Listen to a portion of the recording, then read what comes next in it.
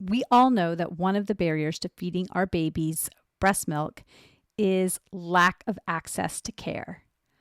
And what I would love to do to try to close that gap is have a third type of podcast episode where I provide lactation consulting for clients who don't have access to lactation consultants. Either they don't have insurance or their insurance does not cover lactation consulting for whatever reason. So if you are in this position, or you know somebody who is, and you would love to do a consult with me, and you don't mind being recorded, both your voice and video, and have it aired on the podcast, reach out to me so that both you and the people listening can benefit from that consult. Do you worry about weight loss during the postpartum period, and particularly while you're breastfeeding? I have been seeing a lot of questions about this in various breastfeeding specific groups. And in a world where we cannot get away from talk about weight loss, I get it. So I'm going to try to navigate these waters as carefully as I can and try to do it in a way that is not triggering to anybody who has struggled to be okay in their own skin and who misses their old body pre-children and who has just wondered what the research is about this, while also honoring what I believe is the true heart of the matter here. So if you're wondering what that is, let's get into it. Have you ever stopped to consider why so many humans struggle to feed human milk to their human babies in recent history? Have you then looked around and noticed that so few animals in the animal kingdom struggle to do the same? My name is Lo Nigrash. I am an internationally board-certified lactation consultant, or an IBCLC, and a childbirth educator, and I have been thinking about this for a long time. Come uncover the barriers that make feeding our babies so difficult through conversations with people who have breastfed and pumped, through evidence-based information around breastfeeding and pumping and human milk making, and through conversations with other experts in the field. So that one podcast episode at a time, we chip away at these barriers and make breastfeeding easier for everyone. Okay, so in a world where women have historically been expected to have babies without complaint and then bounce back into our size whatever dresses and be able to cook and clean as we did and be as chipper as we were and do all the things we were able to do. And in a world where now we are expected to have and do it all, it is no surprise that so many of us long to look as if we have not had babies when we have. And I see all the time on various postpartum groups or mothering specific groups or breastfeeding specific groups, people asking about losing weight while breastfeeding. Does it really help you lose weight? And then other people jumping on to say, oh, yes, I lost so much weight while breastfeeding. Or, oh man, I haven't been able to lose any weight, but I've heard that you retain the weight while breastfeeding. And it then just becomes another area of confusion for so many people. And this is understandable because whether or not we are able to lose weight is very individual.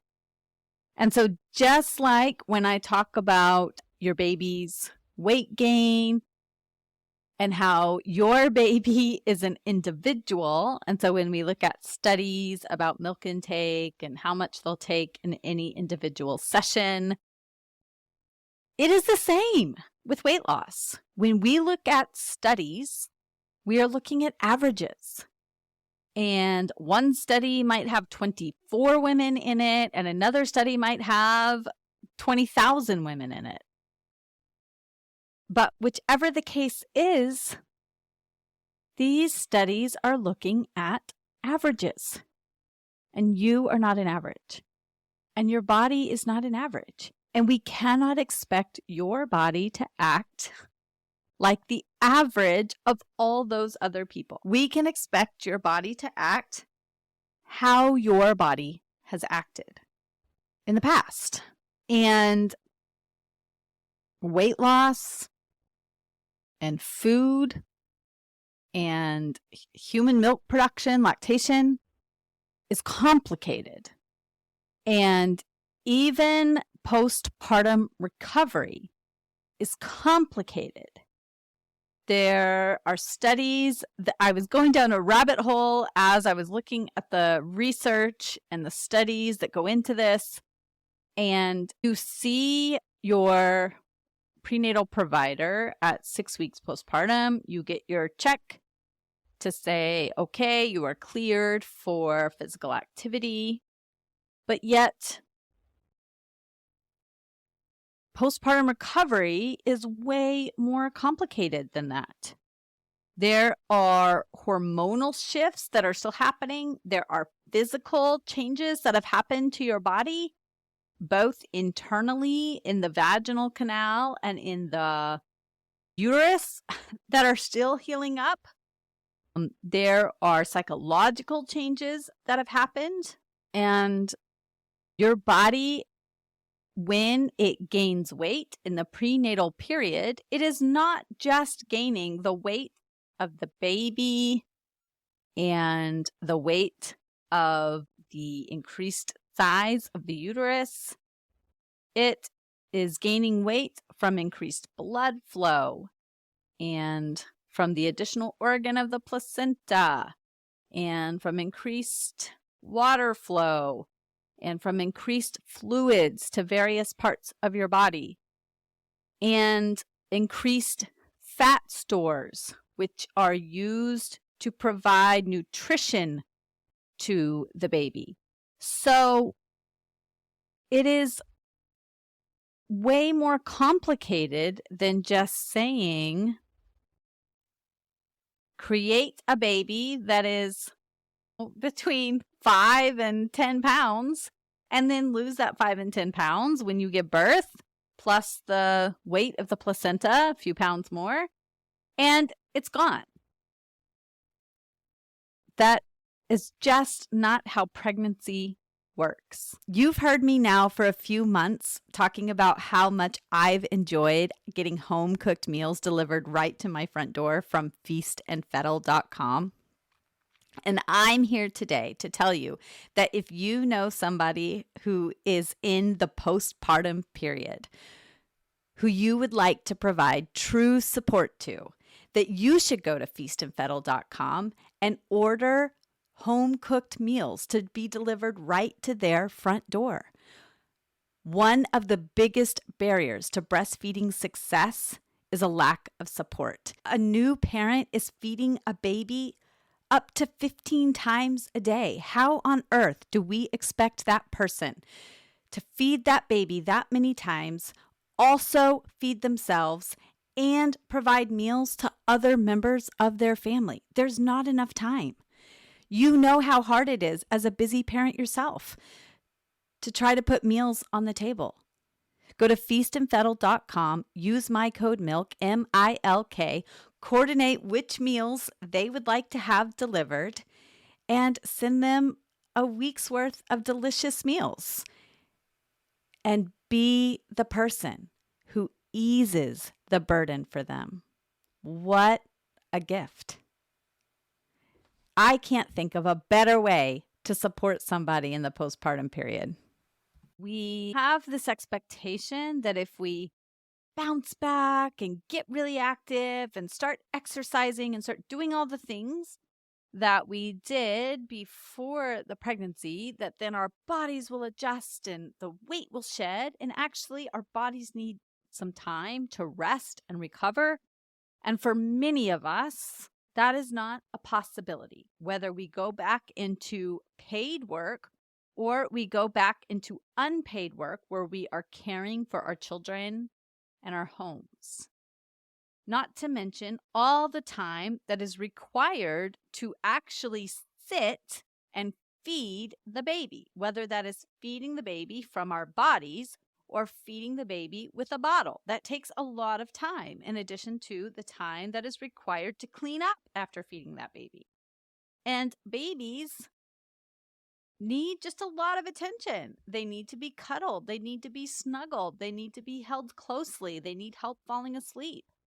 That is part of their needs of being a young human on the earth. And so that takes a lot of time from us. And when we have these societal expectations that we should be moving and active and expending a lot of calories, it makes it hard for us to settle into this slow time of recovery and connection with our infant. So, what does the data say about weight loss in the postpartum period? It's mixed. Essentially, the data is mixed. So, there have been a lot of studies. I think it's funny that there have been so many studies on women's bodies and weight loss in the postpartum period and breastfeeding,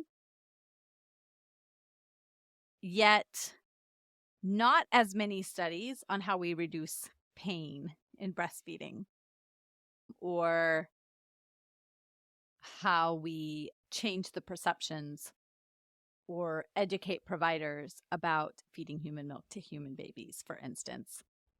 Because societally, we want women to get back to the standards of beauty that we have set forth in the Western world. So the studies that exist when it comes to weight loss basically say that women who exclusively breastfeed do on average lose more weight than women who do not breastfeed or who do mixed feeding. But there is some acknowledgement that there are social determinants which we cannot account for, which may rule out whether or not it is breastfeeding, which is the thing that is leading to weight loss. Were those people genetically predisposed to weight loss to begin with because of their access to healthy food, because of their access to great medical care, because of their access to being able to work out? They lived in safer neighborhoods so they can be active, or they have the finances to go to a gym. Like, there are social determinants that cannot be accounted for, because we can't really do a blind study where we say you are going to breastfeed, you are not going to breastfeed, because that is unethical. And so we just have to look and see, when we do these studies, who's breastfeeding, who's not breastfeeding, and then account for it that way. We do know that those who exclusively nurse for 3 to 6 months lose more weight than those who exclusively nurse for a shorter time. or those that mixed feed. But it's hard to know if it's really the nursing that is accounting for that. And we do sometimes see that those who are exclusively nursing are gaining weight or are not losing weight. But I would like to point out here that sometimes what can happen is that parents who had disordered eating before pregnancy are sometimes able to abandon that disordered eating during pregnancy because they know their body is supposed to grow. And the way that their body is growing is different. The shape is considered beautiful. They feel beautiful during pregnancy. And so that disordered eating kind of gets pushed away. But then after the baby is born, that disordered eating comes back full force, and it becomes a tug of war between what the parent knows is healthy for the baby and what they would like to do to feel good in their own skin, based again on this societal pressure to look a certain way. The other interesting thing is that there have been studies done on people with disordered eating, and these are diagnosed disorders, but I think many of us have a lot of disordered eating behaviors because we just grew up in this diet culture. But these are diagnosed eating disorders. And there was an observational longitudinal study that followed 99 mothers from pregnancy through 1 year after birth. There were 46 that were the healthy controls. They had no diagnosed disorders. 38 had current eating disorders, and 25 had a history of eating disorders. And the researchers discovered that the mothers with a current or past eating disorder were more likely to express concern about their children overeating and becoming overweight, meaning they were passing on their fear about their own bodies to their children. They were also less aware than the healthy controls of their child's signs of hunger and fullness. And then their approaches to nursing were very different. It's something that I'm going to figure out how I can, with as much sensitivity as possible, incorporate into my own practice. Because it said 10 of the 13 mothers in the eating disorder group who nursed their babies fed them on a rigid schedule, whereas only 2 of the 18 mothers in the healthy control group nursed by the clock. The researchers noted, and I'm reading this from Nancy Moorbacher's book, Breastfeeding Answers, a Guide for Helping Families. The researchers noted that using a rigid feeding schedule, which was recommended by healthcare providers, which often is, led to confusion and anxiety in the mothers with an eating disorder.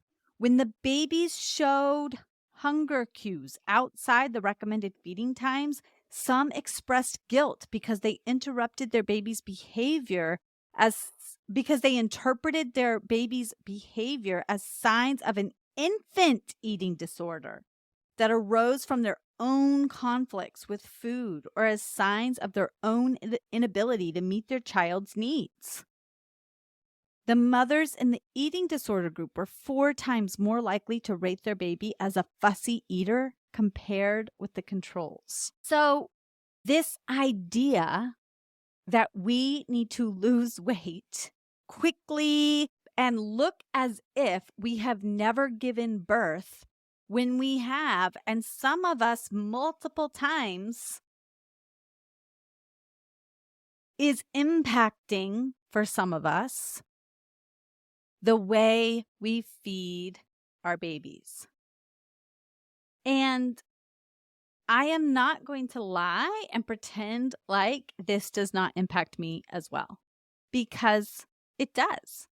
I have these struggles every single day. My kids are 6 and almost 10, and I still struggle with how I balance healthy eating for myself, healthy eating for them, a good relationship with food, helping them recognize their hunger signals, helping them to see food as something that is both fun and something that fuels our body and a way that we connect with other people. And I don't always get it right for myself or for them, but I know that I am determined to continue to learn how I do this. And as a lactation consultant, when someone comes to me and says, "How do I lose weight while breastfeeding?" I have an obligation to give them evidence-based information about what they can do without imposing guilt and shame on them for wanting to do this, because we are all in different places when it comes to our comfortability with our own bodies and being okay with the shape of our bodies, the shape and size of our bodies. And there is a lot of conflicting information out there, and most of the information out there, even from healthcare providers and scientists, is saying we should all be losing weight. Of course, I am not going to say to clients who come to me and say, "Oh, how can I lose weight while breastfeeding?" I'm not going to say you shouldn't, because that's not up to me to tell them whether or not they should or should not lose weight. What I will say to them is that it's okay to go slowly. It's okay to feel frustrated if it doesn't happen as quickly as you want. Here are the resources that I have clung on to, like a podcast called Food We Need to Talk, which comes out of WBUR, Boston Public Radio, which I think is a fantastic podcast. And it has helped me understand my relationship to food and using food as a weight loss tool. And also I give them the evidence, which is that nursing parents can choose nutrient-dense foods that are high in nutrients, low in added sugars, that they can try to increase their exercise as long as that has been approved by their healthcare providers, that anything that is weight bearing is really good. So lifting weights is really great, and that they can do any sort of movement which makes them feel good, because it's more likely that they will continue to do that, that some movement is better than no movement. So setting goals that are achievable is good. And that they can start by reducing 100 calories a day if they are looking for reduction. But to do that while recognizing that they are also feeding another human being with their body. And that there is a lot going on inside their bodies, hormonally, and that they have permission to take it slowly, and that as they are working to change their body, I also encourage them to find appreciation for the body that they currently have, to find clothes that fit them well, and that it's okay for them to love the body they have as they work towards the body that they want. There's no need to punish themselves for having the body that they have, because they did a lot of hard work to create a human. And right now they're doing a lot of hard work to provide human milk for that human. And we forget that. That is no small feat, and it takes a lot of work to do it. It requires sleep deprivation. It is hard on the body. And it is important for people to recognize this, and to recognize this in themselves, and to all give ourselves a little breathing room and a little break, and to know that we will not always be chasing after tiny humans, and that we will have more time for ourselves, more time to go on hikes, more time to go to yoga classes, more time to go to the gym, more time to go swimming, more time to do the things that we love to do when we did not have children, and even more time to cook, and more flexibility to cook the things that we really love as our children grow older. And as I close out, I just would like to remind you that if you would love to start now with healthy foods that you do not have to prepare yourself, but that someone else has cooked for you, and you get to select from a menu of options, try out Feast and Fettle. You can go to feastandfettle.com. Their food is delicious. There are choices that everybody will love in your family. Or if you just want to get food for you and your partner so that you can still serve your children the easy food that's in the freezer, then do that. And you can use my code MILK, MILK, for $30 off your first order of home-cooked meals delivered right to your door.